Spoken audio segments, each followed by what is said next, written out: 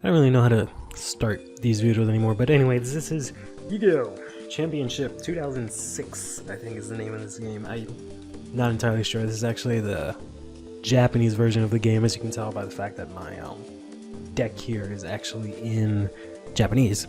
Well, let's go ahead and select Tails. I've picked the Japanese version because when the first time I played this game, I played a ROM of it, and it was the Japanese version, and obviously I don't know Japanese, but much to my surprise, when I loaded up the game, you can actually change the language of it.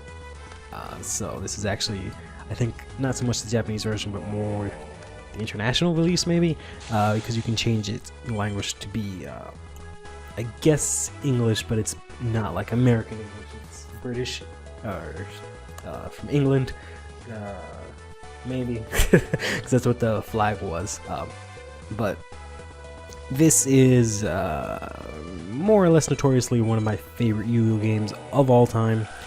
That might change here coming out. I mean, I should probably say Duel Links, since I've spent more times on Duel Links than I've played, or rather than I've spent on this game already.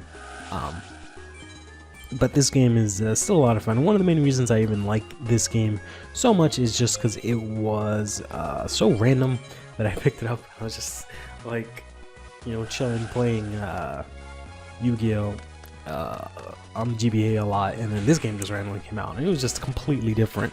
Because I had spent some time playing 2004, even when I hadn't played that on my channel, and 2004 was okay. It had a lot of new cards and stuff, but I just didn't really like it. Didn't like the system. There was no story to it, which back then I thought that's what you needed in a Yu-Gi-Oh game. But there was no story, and there was also no, like, I don't know, I just didn't like the whole tournament system. It was just kind of lame. But then I started playing this, and it was just very similar to the original Eternal Duel Soul, which is somewhat fitting that this game is like that, considering that this game is, I believe, the very last game to come out on the GBA, or very last Yu-Gi-Oh game, I should say, on the GBA, which is funny that it's similar to the first game, which was the first game that came out on GBA, which was Eternal Duel Soul, which makes it a little bit more fitting that I'm playing it on my channel now, actually. I can't really do too much about that. But in addition to that, you know, we went back to the arcade system, is what I was originally trying to get at. And it also had, like, basically as soon as I started up, I realized I had all these cards that I never really played or seen, because they were cards that were active in the actual TCG. They weren't cards specifically, you know, anime-specific cards, or the few cards that I've seen outside of the anime that were in certain games. They were like legit cards. So seeing all that, I was just like, holy hell, what is going on? Just all these random cards. Do I wanna? Yeah, I don't have really anything strong enough, so remove that. So that was just like mind-blowing that all these cards exist. But then on top of all of that, these cards were really good. They have all these really good effects and stuff, and it was just sort of mind-boggling to me the way the game had changed from just like, oh, go Winged Dragon, Winged Guardian of the Fortress, #2 in attack mode, to fucking, you know, I summon, can't say it. I'm trying to think of advanced plays, but in this style of play, but it was like, you know, go, we're already captain, summon fucking another card, to then use creature swap, to then use some other shit. Like, the game was just had evolved so much to this point, and then to me, it was kind of eye-opening at that point in time. Specifically, the way the AI is really what made it a lot more eye-opening. Because before they were kind of shitty, they made a lot of dumb plays. In this game, I feel, strictly speaking, for GBA games, it's the strongest AI, and not so much just the like actual AI, but the cards, I believe, are also really well done. Not the cards, the decks, I should say, for the characters, or the duelist or whatever, is really well done, because they're actually really, you know, formidable. They're not just, you know, random shit. It's not like Eternal Duel Soul, where, you know, Yugi just plays monsters in attack mode and that's it. But it's also not like what was the next one? The one I always mess up the name on. Stairway to the Destined Duel. It wasn't like that one where, you know, Kaiba has random cards in his deck that you know, make no sense. Like we'll have like blue-eyed silver zombie or something like that, even though he's fucking Kaiba, you know, none of that weird nonsense. It's just straight up fucking get your ass wrecked by mostly current cards. And on top of all of that, to even keep up with that team of currentness, it's a thing that starts going on out into the later games in the series, because this series goes on until 2011. There was a game every year for the championship, World Championship Edition. But to go on with this new theme, in the start of the game, you also get to pick a starter structure deck, which is really close to, I think, I don't remember, I don't actually remember if they're card for card, the structure decks that were out at the time, but they were at least in the same sort of theme, where it was, you know, based on a certain type of card, and, you know, it'd be a bunch of cards that support that. I was gonna try and be a little bit, what's the word I'm looking for? This is a bad idea. I was trying to be a little bit more, to discard a card, right? Well, I don't really need this.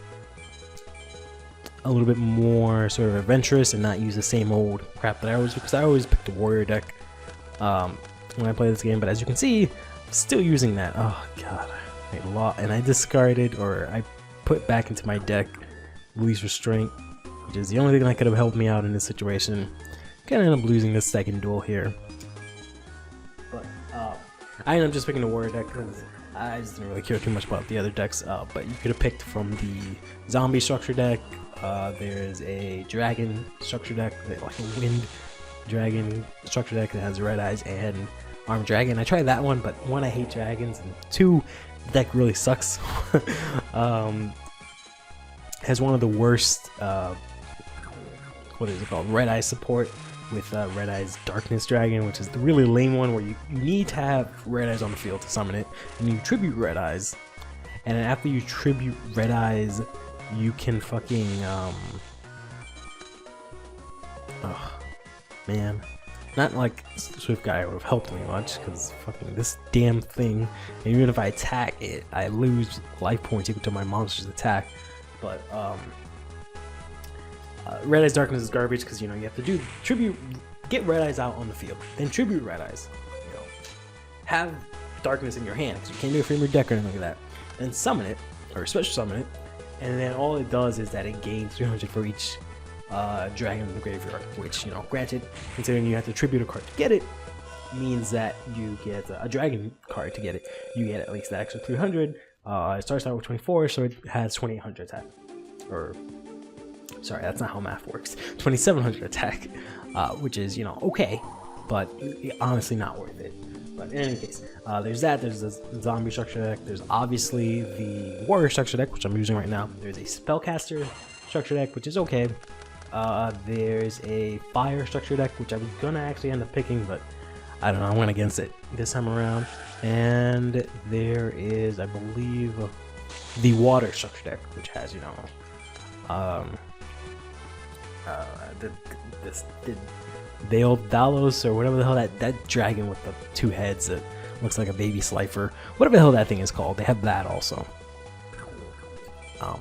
which is not half bad. Okay, let's see if I can, I'll probably end up having to attack, and then finishing off with Grandmaster's effects, assuming it's not a, what's his damn card's name? Big Shield Gardener. Anyways, back to my original point. You know, you have the structure decks, you have all this kind of stuff, and it, like, I feel like this game specifically sets the tone for the other games to make them more in line with the actual TCG, which is really cool, because it's kind of like bridging the gap, which is sort of like why I think, for example, like Pokemon had so much success, because it was, you know, you had the series, and then you're playing the game that matches up to this series and that kind of thing. It was similar to this, where you play the game and then your cards would match the cards you bought in real life and whatnot, which is really cool. I can use, I don't want to use Zapper because he might die. Ugh, whatever. Zapper is one of my favorite cards because he can attack twice, and as lazy and as easy as this sort of deck is to play, what am I thinking? I can use, in case he does actually have something, I can just use Royal Decree. How long? As lazy and as easy as it is to play that kind of deck where it's just warriors and you equip them and shit, I love doing that, especially with Zapper, equipping him with like, what is it, like that card that's like 800 attack for warrior and it can't be destroyed. I think it's some Catan, but it's cool, and you know, he has 2100 attack and he can attack twice. It's really cool. Basic, you know, casual bullshit. Never really felt like this guy was any good. Ben Kai, he gets I think like 500, or no, he can attack for each equipped card on him, which is, you know, okay, but his attack is way too low for that to be even remotely usable. Sacrifice Gearfried, and so I'm sending Gearfried, the Sword Master. This is cool. I think in Japanese actually like Naked Gearfried or something like that. Sword Master definitely has a nice ring to it. Naked Gearfried is, you know, pretty. It's true. It's Gearfried without the armor, but in any case, so I've really wanted to sort of play this game for a good while now. I've been leading up to this. I've talked about it a bunch of times about how much I really like this game, and one of the main issues I have with sort of the previous games is that there's a lot of things that are nowhere near as good as this game. So for example, the system of well, it's not great in this game, I'm not gonna say, but the system of chaining stuff. So whenever you have a face down card and you need to activate it, it'll ask you like 7 trillion times, like, hey, you want to activate this? Your opponent take a breath. You want to activate that? That's always the example that I give. Your opponent sneeze. You want to activate it? Opponent drew a card. You want to activate this card? It's not as annoying in this game. They changed it so that, for example, if you want to activate a card, you can press the A button, and the game is like, oh, you want to try and activate a card? It's not, or if you don't have any cards, it'll be like, well, there's not fucking anything on the field, but yes, you can check the field if you want, which is really cool. And then on top of that, they have when you actually have to activate a card, you can actually press A to activate it, or it'll ping you when an appropriate timing comes up. In addition to that, you can also use it the opposite. You can hold down the B button and it'll just never ask you for anything ever. Should have saved my card, that would have been great, but okay.